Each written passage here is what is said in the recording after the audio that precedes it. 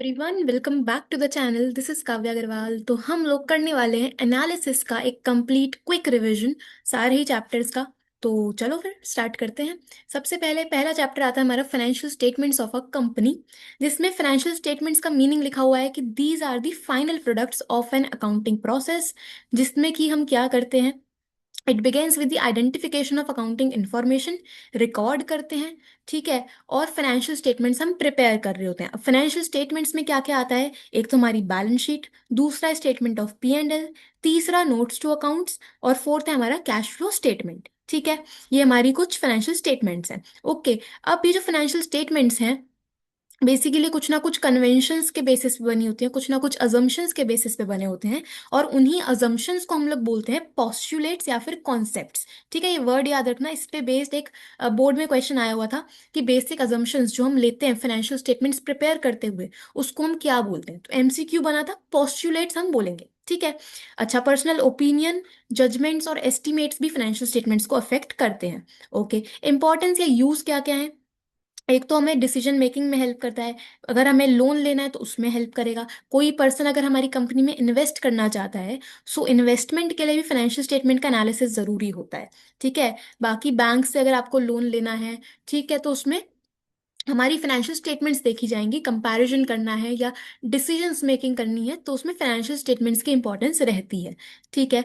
अब हमारा जो P&L स्टेटमेंट है, उसका जो शेड्यूल है, जो उसका फॉर्मेट है, वो किस में गिवन है, वो हमें गिवन है Schedule 3 Part 2 of the companies act. ठीक है। स्टेटमेंट ऑफ P&L का जो फॉर्मेट है, वो कंपनीज एक्ट के Schedule 3 के पार्ट नंबर 2 में गिवन है। और जो बैलेंस शीट का फॉर्मेट है, वो Part 1 में गिवन है ऑफ शेड्यूल 3। ठीक है। अच्छा, इसके बाद ये हमारा P&L का फॉर्मेट है। तो देखो, सबसे पहले particulars, note number, current year और प्रीवियस ईयर। सबसे पहले इनकम्स की बात करते हैं, तो एक तो रेवेन्यू फ्रॉम ऑपरेशंस होगा, दूसरा अदर इनकम हो सकती है। रेवेन्यू फ्रॉम ऑपरेशन जैसे कि सेल्स है, ठीक है, सेल ऑफ स्क्रैप है, तो वो हमारा रेवेन्यू फ्रॉम ऑपरेशंस में आता है। और अदर इनकम में कुछ भी इनकम अदर देन दिस, जैसे कि interest received, discount received, bad debts recovered, commission received, वो सब किस में आएगा, अदर इनकम में आएगा। ठीक है। इसके बाद हम टोटल करते हैं रेवेन्यू का, जिसमें हम RFO और अदर इनकम को ऐड करेंगे। एक्सपेंसेस में आपके पास कैटेगरी है, जैसे कि पहला है कॉस्ट ऑफ मटेरियल कंज्यूम्ड। ठीक है, कितना रॉ मटेरियल हमने कंज्यूम करा है, उसकी कॉस्ट। ओके। ठीक, इसके बाद है purchase of stock in trade. जो गुड्स आप बेचोगे उसको आपने परचेज किया है, पहले बना बनाया माल खरीदा है, that is purchase of stock in trade. तीसरा है चेंज इन इन्वेंट्री। अब इन्वेंट्री में चेंज कैसे निकलता है, ये निकलता है opening minus closing. Opening minus closing. ठीक है। सो चेंज इन इन्वेंट्री लेते हैं हम फिनिश गुड्स का, वर्क इन प्रोग्रेस का और स्टॉक इन ट्रेड का, इन तीनों का। तीसरा, इसके बाद फोर्थ है एम्प्लॉय बेनिफिट एक्सपेंस, जैसे कि सैलरी हो गई, वेजेस हो गए, बोनस हो गया, ठीक है, लीव एनकैशमेंट हो गया। तो ये सब एम्प्लॉयज को मिलेगा, एम्प्लॉय बेनिफिट एक्सपेंस। इसके बाद है फाइनेंस कॉस्ट। फाइनेंस कॉस्ट मतलब कि बोरोइंग्स हम करते हैं, लोन लेते हैं, तो उस पर जो भी खर्चा आएगा, चाहे वो हमारा loss on issue of debentures हो या हमने कोई इंटरेस्ट पे किया है, ठीक है, लोन हमने लिया है, तो उसके खर्चे जो है वो सब हमारे फाइनेंस कॉस्ट में आते हैं। इसके बाद depreciation and amortisation. So depreciation आपको पता है, टेंजिबल एसेट्स की वैल्यू कम होती है, उसे हम डेप्रीसिएशन बोलते हैं। अमोर्टाइजेशन मतलब जब इंटेंजिबल एसेट्स की वैल्यू कम होगी तो वो अमोर्टाइजेशन होगा। ओके। अदर एक्सपेंसेस में बाकी सारे खर्चे, जैसे कि कैरेज है, फ्रेट है, ठीक है, हमारे बेड डेट्स हो गए, बैंक चार्जेस हो गए, वो सब किस में आएंगे, अदर एक्सपेंसेस में। ठीक है। टोटल करोगे इन सभी खर्चों का, प्रॉफिट बिफोर टैक्स निकलेगा। कैसे, total income minus total expense, उसमें से आप टैक्स माइनस करोगे और लास्ट में आपको प्रॉफिट आफ्टर टैक्स मिलता है। ठीक है, डन। इसके बाद अच्छा ध्यान रखना, अगर प्रॉफिट की जगह लॉस आ रहा है तो टैक्स नहीं दिया जाता। ठीक है, टैक्स हमेशा प्रॉफिट पे दिया जाएगा। अगर लॉस आ रहा है तो टैक्स अलाउ नहीं किया जाता, टैक्स चार्ज नहीं किया जाता। ठीक है। इसके बाद बैलेंस शीट का अगर हम चेक करें फॉर्मेट, तो again current year, previous year. सबसे पहला हेड होता है इक्विटी एंड लाइबिलिटी, उसके अंडर हेड है शेयर होल्डर फंड, जिसमें दो चीजें हैं, एक तो शेयर कैपिटल, दूसरा रिजर्व एंड सरप्लस। दूसरा हेड आता है नॉन करंट लाइबिलिटी, इसमें आता है एक तो आपकी long term borrowings, long term provisions, इसके अलावा डेफर्ड टैक्स लाइबिलिटी, और फोर्थ होता है other long term liability, other long term liability.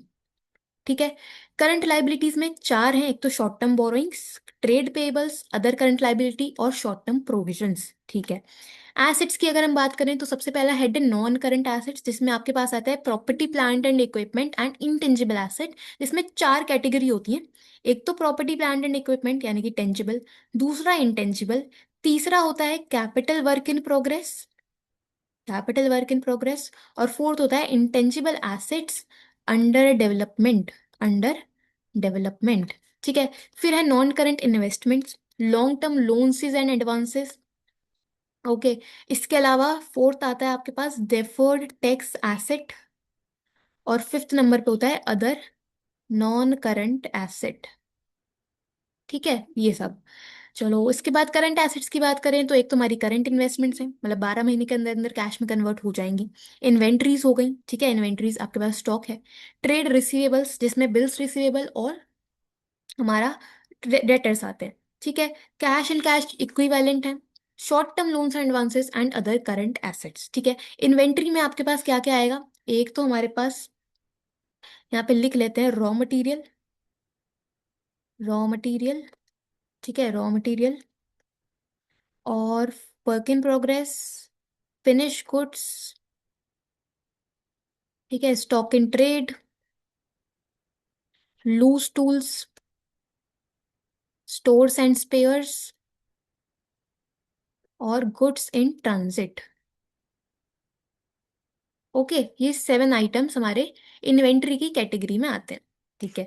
इसके बाद फाइनेंशियल स्टेटमेंट एनालिसिस क्या होता है? It is the process of critical evaluation of the financial information contained in the financial statements in order to understand and make decisions. कि आपने financial statements को analyse करना है, उनको समझना है, उनको अंडरस्टैंड करना है, रीड करना है और डिसीजंस लेने हैं, that is analysis.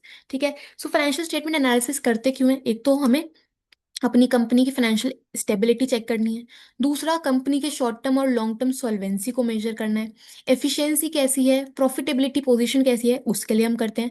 Inter firm position को हम कंपेयर करना चाहते हैं, और फ्यूचर प्रोस्पेक्ट्स को असेस करने के लिए। ठीक है। टाइप्स में क्या क्या आता है? एक तो होता है एक्सटर्नल एनालिसिस। एक्सटर्नल एनालिसिस क्या है? जिसमें बाहर के लोग, कंपनी के बाहर के लोग, जैसे कि इन्वेस्टर्स हैं, बैंकर्स हैं, गवर्नमेंट है, ठीक है, स्टेक होल्डर्स हैं, वो जब कंपनी के स्टेटमेंट्स को एनालाइज करते हैं, दैट इज एक्सटर्नल। दूसरा है इंटरनल, मतलब कंपनी के जो इंटरनल लोग हैं, मैनेजमेंट हो गए, ओनर्स हो गए, वो जब एनालिसिस करते हैं, दैट इज इंटरनल। ठीक है। हॉरिजॉन्टल, हॉरिजॉन्टल क्या होता है? हॉरिजॉन्टल का दूसरा नाम है डायनामिक। हॉरिजॉन्टल मतलब आप अलग अलग टाइम पीरियड के बेसिस पे कंपैरिजन कर रहे हो, एनालाइज कर रहे हो, उसे हम बोलते हैं कंपैरेटिव स्टेटमेंट्स बनाते हैं ना, तो वो हॉरिजॉन्टल एनालिसिस का ही एक एग्जाम्पल है। ठीक है। वर्टिकल एनालिसिस होता है स्टेटिक। ठीक है। इसमें हम बात करते हैं कॉमन साइज स्टेटमेंट की। ठीक है। यूजेस क्या क्या है? कि एक सिक्योरिटी एनालिसिस, डेट लेना है तो उसके लिए आपको फाइनेंशियल स्टेटमेंट एनालिसिस की रिक्वायरमेंट होती है। बिजनेस के एनालिसिस के लिए, क्रेडिट एनालिसिस, डिविडेंड डिसीजंस लेने के लिए हम एनालाइज करते हैं, उसमें ये काम आता है। ठीक है। लिमिटेशंस क्या क्या है? कि एक तो हिस्टोरिकल है, ठीक है, बायसनेस काफी होती है, विंडो ड्रेसिंग हो सकती है, क्वालिटेटिव टर्म्स को, एस्पेक्ट को हम इग्नोर करके चलते हैं, प्राइस में कितना चेंज आया उसको भी कंसीडर नहीं करते। ठीक है। और आपके पास क्या है? It is just a study of interim reports. ठीक है। वर्थलेस है इन रेगुलर डेटा और information, worthless in lack of regular और डेटा और इन्फॉर्मेशन। ठीक है। कौन कौन पार्टीज हैं जो फाइनेंशियल स्टेटमेंट एनालिसिस में इंटरेस्टेड होंगी, किन किन को रिक्वायरमेंट है? तो एक तो हमारा फाइनेंस मैनेजर हो गया, ट्रेड क्रेडिटर्स हो गए, क्रेडिटर्स एनालाइज करेंगे तभी हमें लोन देंगे, है ना। इन्वेस्टर्स हो गए, गवर्नमेंट है, अदर पार्टीज हैं, management, lender, labour unions, regulatory authorities, ये सभी पार्टीज हैं जो फाइनेंशियल स्टेटमेंट एनालिसिस में इंटरेस्टेड होते हैं। ठीक है। टूल्स क्या क्या है, टेक्निक्स क्या क्या है एनालिसिस के? तो इस पे क्वेश्चन आता है MCQ. Comparative financial statement, common size, cash flow और रेशो, ये चारों ही क्या है? टूल्स हैं जिसके थ्रू हम एनालिसिस कर सकते हैं। ओके। ठीक। कंपैरेटिव में क्या है? इसमें लिखा है it shows the operating results for a number of accounting periods so that changes in data is in terms of absolute amount and also in percentage. तो हम 1-2 साल के डेटा को कंपेयर कर रहे होते हैं, जिसमें हम एब्सोल्यूट अमाउंट निकालते हैं और परसेंटेज चेंज निकालते हैं। तो देखो ये हमारा comparative statement of P and L है। फॉर्मेट चेक कर लो, for the year ended, particulars, previous year, current year, absolute change और परसेंटेज चेंज।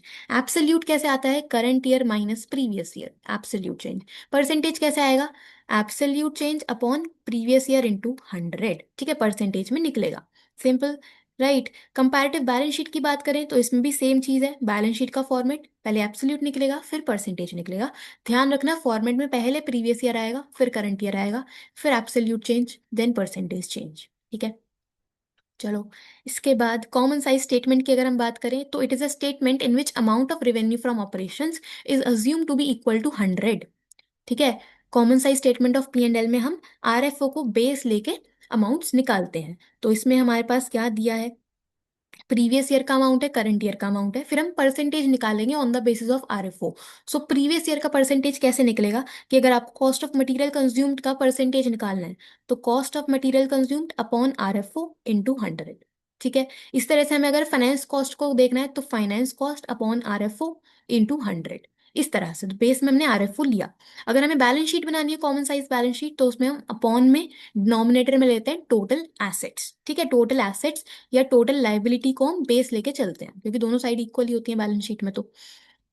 ठीक है, ये भी डन। अकाउंटिंग रेशोज की हम बात करें तो रेशोज क्या है, रेशो बेसिकली एक अरिथमेटिकल रिलेशनशिप एस्टैब्लिश करता है अलग अलग फाइनेंशियल फैक्टर्स के बीच में। जैसे कि हम डेट टू इक्विटी रेशो निकालते हैं तो दो फाइनेंशियल फैक्टर हो गए, एक तो डेट दूसरा इक्विटी, दोनों का रिलेशन चेक कर रहे हैं, है ना। इसी तरह से जीपी रेशो है तो ग्रॉस प्रॉफिट और आरएफओ के बीच में रिलेशन कहाँ से पता चलेगा, रेशो एनालिसिस से। So it is a technique which involves regrouping of data by application of arithmetical relationships. ठीक है, सो रेशियो एनालिसिस करेंगे क्यों, एक तो हमें बिजनेस की अर्निंग्स को एस्टिमेट करना है, दूसरा एफिशिएंसी को जज करने के लिए, सॉल्वेंसी किस तरह की है हमारी पोजीशन वो चेक करने के लिए, कंपैरिजन के लिए और formulation of policies. Okay, advantages क्या क्या हैं रेशियो एनालिसिस का। पहला, it is useful in analysis of financial statements. दूसरा, सिंपलीफाई करता है अकाउंटिंग को, एफिशिएंसी को जज करने में हेल्प करता है। ठीक है, प्रॉब्लम एरियाज को आप आइडेंटिफाई कर सकते हो और कंपैरेटिव एनालिसिस में ये मदद करता है। ठीक, अब हमारे पास चार टाइप की टोटल रेशोज होती हैं जिसमें पहला होता है लिक्विडिटी रेशो या फिर शॉर्ट टर्म सॉल्वेंसी रेशो।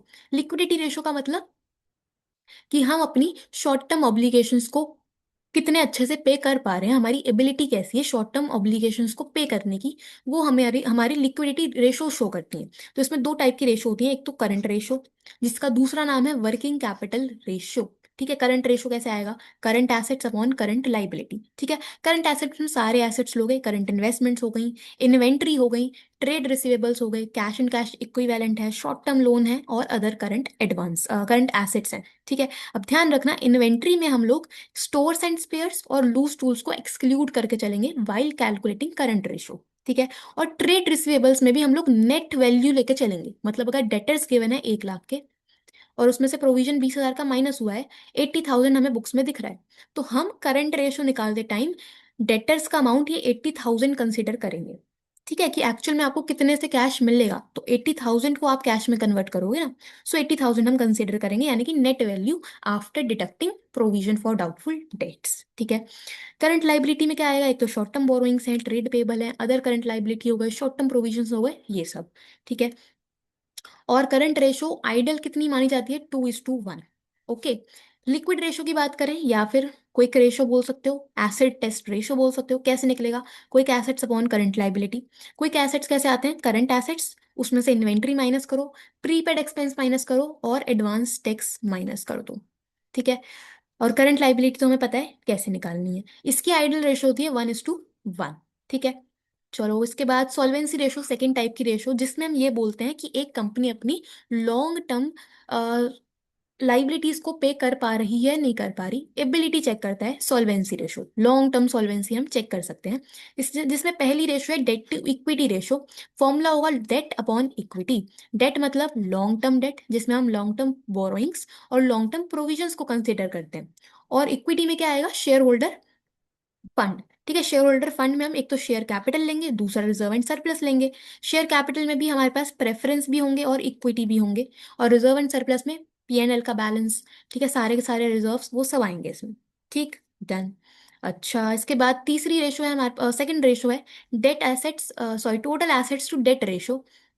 तो फॉर्मूले से ही पता चल रहा है total assets upon long term debts. ठीक है, टोटल एसेट्स यानी कि non current assets plus current assets. ठीक, और इसमें हम इन्वेंट्री में लूज टूल्स और स्टोर्स एंड स्पेयर्स को इंक्लूड करके चलते हैं, इंक्लूडिंग सारे लेने हैं सारे। ठीक है, डेट में लॉन्ग टर्म बोरिंग्स और लॉन्ग टर्म प्रोविजंस। ओके, इसके बाद तीसरी टाइप है प्रोप्राइटरी रेशो। फॉर्मूला बनेगा शेयर होल्डर फंड या फिर equity upon total assets. Share holder fund का मतलब share capital plus reserve and surplus, और टोटल एसेट्स कैसे आएंगे, नॉन करंट प्लस करंट। ठीक है, बाकी बैलेंस शीट का फॉर्मेट चेक करके चलना। एसेट साइड में नॉन करंट एसेट्स आते हैं, करंट एसेट्स आते हैं। लाइबिलिटी साइड में हमारा एक तो कैपिटल आता है शेयर होल्डर फंड, दूसरा नॉन करंट लाइबिलिटी, तीसरा करंट लाइबिलिटी। तो आपको अगर ये फॉर्मेट पता है तो उसके अकॉर्डिंगली आप निकाल लोगे फॉर्मूले। ठीक है, ओके। फिर आता है interest coverage ratio, another type of solvency ratio. Interest coverage ratio का फॉर्मूला है EBIT upon interest, EBIT upon interest. ठीक है, कि हम इंटरेस्ट के कंपैरेटिवली कितना अर्निंग्स कम अर्न कर रहे हैं। ठीक है, हमारी अर्निंग्स कितने टाइम से इंटरेस्ट के कंपैरिजन में। सो वो इंटरेस्ट कवरेज रेशो शो करती है। ठीक है, फिर लास्ट है इसमें debt to capital employed ratio. Formula long term debt upon capital employed, जिसका दूसरा नाम है नेट एसेट्स। कैपिटल एम्प्लॉयड कैसे आएगा, कैपिटल एम्प्लॉयड आएगा एक तो share holder fund plus non current liability. ठीक है, ये कर लो। या फिर आप एसेट अप्रोच लगा सकते हो, जिसमें हम क्या करेंगे, जिसमें हम लेंगे non current assets plus current assets minus current liability, तो भी आपके पास कैपिटल एम्प्लॉयड आ जाता है। ठीक है, ओके। इसके बाद तीसरी टाइप की रेशो होती है हमारी एक्टिविटी रेशो, परफॉर्मेंस रेशो या फिर टर्नओवर रेशो। ठीक है, सो ये शो करती है कि हमारी कंपनी की जितनी रिसोर्सेज हैं वो कितने इफिशिएंटली यूज हो रही हैं रेवेन्यू जनरेट करने के लिए। So show how efficiently a company uses its assets to generate sales. इसमें पहला रेशो आता है इन्वेंट्री टर्नओवर रेशो। फॉर्मूला बनेगा सीओजीएस अपॉन एवरेज इन्वेंट्री। ठीक है, सीओजीएस कैसे निकलता है, opening inventory plus net purchase plus direct expenses और माइनस क्लोजिंग इन्वेंट्री। ठीक है, ओके। और एवरेज कैसे आता है आपके पास, ओपनिंग प्लस क्लोजिंग अपॉन 2। ठीक है, सेकंड टाइप होता है trade receivable turnover ratio. Formula क्या बनता है, net credit RFO upon average trade receivables. ठीक है, एवरेज ट्रेड रिसीवेबल्स कैसे आएंगे, opening plus closing upon 2। Right, अच्छा। इसके बाद trade payable turnover ratio. So trade payable turnover ratio का फॉर्मूला है net credit purchases upon average trade payables. Again average कैसे निकलेगा, opening payables plus closing payables upon 2। ठीक है, ये भी डन। फिर फोर्थ टाइप है हमारे पास working capital turnover ratio. So working capital turnover ratio निकालना है। न्यूमरेटर में डालो आरएफओ, डिनोमिनेटर में वर्किंग कैपिटल इंटू 100। ध्यान रखना जितनी भी टर्नओवर रेशो है वो टाइम्स में निकलती हैं। और वर्किंग कैपिटल का फॉर्मूला होता है to current assets up minus current liability. ठीक है, फिर फिफ्थ है fixed asset turnover ratio. Formula बनेगा net RFO upon net fixed asset. Fixed asset में आपको ध्यान रखना है फिक्स्ड एसेट में से डेप्रिसिएशन माइनस करने के बाद वाली वैल्यू हम कंसीडर करते हैं। ठीक है, फिर है नेट एसेट या capital employed turnover ratio. Formula RFO upon capital employed. ठीक है, कैपिटल एम्प्लॉयड मैंने आपको बता दिया कैसे निकालना है, वही फॉर्मूला अप्लाई होगा। ओके, लास्ट टाइप है हमारे पास प्रॉफिटेबिलिटी रेशो, जो ये शो करता है कि बिजनेस कितना प्रॉफिट अर्न कर रहा है, बिजनेस की प्रॉफिटेबिलिटी पोजीशन कैसी है। ठीक है, तो पहली रेशो है इसमें GP ratio, gross profit ratio. GP ratio निकालना है तो जीपी को रखो ऊपर जीपी और नीचे आरएफओ इंटू 100। ठीक है, जीपी कैसे आएगा, RFO minus COGS. Okay, operating ratio है तो इसमें हम क्या करते हैं, operating cost upon RFO, operating cost upon RFO. Operating cost कैसे आता है कि COGS plus operating expense minus operating income. तो आपके पास टोटल ऑपरेटिंग कॉस्ट आ जाएगा, डिनोमिनेटर में रखना RFO, you will get the operating ratio. ठीक है, इसके बाद हमारे पास ऑपरेटिंग एक्सपेंसेस में देखो क्या क्या आता है, तो employ benefit expense, other expenses. ठीक है, या फिर ऑफिस एक्सपेंस, एडमिनिस्ट्रेशन का खर्चा, सेलिंग का खर्चा। ठीक है, ये सब। ओके, फिर तीसरा टाइप है ऑपरेटिंग प्रॉफिट रेशो। तो वो कैसे निकलेगा, operating profit upon RFO into 100। ठीक है, अब ऑपरेटिंग प्रॉफिट निकालने के लिए आपको क्या करना है, आप कर सकते हो GP plus operating income minus operating expenses, तो आपके पास ऑपरेटिंग प्रॉफिट आ जाएगा। ठीक है, बट अगर नेट प्रॉफिट से निकालना चाहते हो तो net profit plus non operating expense minus non operating income. तो दोनों तरीके से हम ऑपरेटिंग प्रॉफिट निकाल सकते हैं। ध्यान रखना ऑपरेटिंग प्रॉफिट रेशो, यहाँ लिख देते हैं, ऑपरेटिंग प्रॉफिट रेशो और ऑपरेटिंग रेशो का सम 100% के इक्वल होता है। ठीक है, ओके। देन फोर्थ है net profit ratio. So net profit ratio कैसे आएगा, नेट प्रॉफिट अपॉन आरएफओ। ठीक है, और लास्ट है रिटर्न ऑन इन्वेस्टमेंट या फिर return on capital employed. Formula बनेगा ईबीआईटी अपॉन कैपिटल इम्प्लॉयड, कि हम अपनी कैपिटल के बेसिस पे कितना अर्निंग्स कर रहे हैं, हमारा प्रॉफिट कितना है। Okay, done. चलो, देन चलते हैं कैश फ्लो स्टेटमेंट पे। तो कैश फ्लो स्टेटमेंट क्या शो करता है? It is a statement showing changes in the financial position of a business during different interval of time in terms of cash and cash equivalent. Objective क्या है? To ascertain the specific sources from activities from which cash and cash equivalent were generated by an enterprise. तो एक तो हमें cash flow statement से source पता चलती है कि कहाँ से कैश जनरेट हो रहा है, ठीक है। दूसरा, हम स्पेसिफिक यूजेस असर्टेन कर सकते हैं कि हमारा कैश कहाँ कहाँ यूज हुआ है, कहाँ कहाँ अप्लाई हुआ है, मतलब आपके पास से आउटफ्लो कहाँ कहाँ हुआ है, ठीक है। और तीसरा, नेट चेंज कितना है कैश एंड कैश इक्विवेलेंट में फ्रॉम ओपनिंग से क्लोजिंग के बीच में, ठीक है। बेनिफिट्स क्या क्या हैं? एक तो शॉर्ट टर्म फाइनेंशियल प्लानिंग में हेल्प करता है, एफिशिएंट कैश मैनेजमेंट में हेल्प करता है, बिजनेस पॉलिसीज में ये हेल्प करेगा बनाने में, ठीक है। कैश बजट प्रिपेयर कर सकते हैं हम इसके थ्रू, और आपको कैश फ्लो प्रॉपरली पता होता है कि कौन सा कैश हमें कौन सी एक्टिविटी से जनरेट हुआ है या कहाँ हमारा कैश यूज हुआ है, ठीक है। अब जो कैश फ्लो है, it implies movement of cash in and out of non cash items. Receipt of cash from a non cash item is treated as cash inflow, and cash payment in respect of such item is termed as cash outflow, ठीक है। अभी जो पूरा cash flow statement है ये accounting standard 3 के according बनता है, जिसमें कैश का मतलब होता है एक तो कैश इन हैंड, दूसरा demand deposit with banks, and cash equivalent का मतलब क्या है? हाईली लिक्विड इन्वेस्टमेंट्स जिनको आप बहुत जल्दी से कन्वर्ट कर सकते हो कैश में, और उनमें कोई भी रिस्क नहीं होता कि उनकी वैल्यू चेंज नहीं होती है, ठीक है। जैसे कि शॉर्ट टर्म मार्केटेबल सिक्योरिटी हो गई, ठीक है। सो वो हमारी करंट इन्वेस्टमेंट्स हो गई, वो सब कैश एंड कैश इक्विवेलेंट का पार्ट होता है, ठीक है। अब इसमें हमारे पास 3 टाइप की एक्टिविटीज हैं, जिसमें पहला है cash flow from operating activity. तो cash flow from operating activity में क्या है? ये कंपनी की प्रिंसिपल रेवेन्यू जनरेटिंग एक्टिविटी से जनरेट होता है, ठीक है, कि ऑपरेशन से कैश जनरेट हो रहा है, वो ऑपरेटिंग एक्टिविटी होगी। तो ऑपरेटिंग एक्टिविटी में कैश का इनफ्लो कहाँ से होगा? अगर हम कैश में सेल कर रहे हैं, अगर हमें डेटर से कैश रिसीव हो रहा है, अगर हम कमीशन रिसीव कर रहे हैं, रॉयल्टी रिसीव कर रहे हैं, वो सब इनफ्लो में माना जाएगा। और आउटफ्लो कब होगा? अगर हम परचेज कर रहे हैं कैश में, क्रेडिटर्स को पेमेंट कर रहे हैं, अपने ऑपरेटिंग एक्सपेंसेस की पेमेंट करते हैं, वेजेस पे कर रहे हैं, टैक्स पे कर रहे हैं, सो सभी में कैश का आउटफ्लो होता है, ठीक है।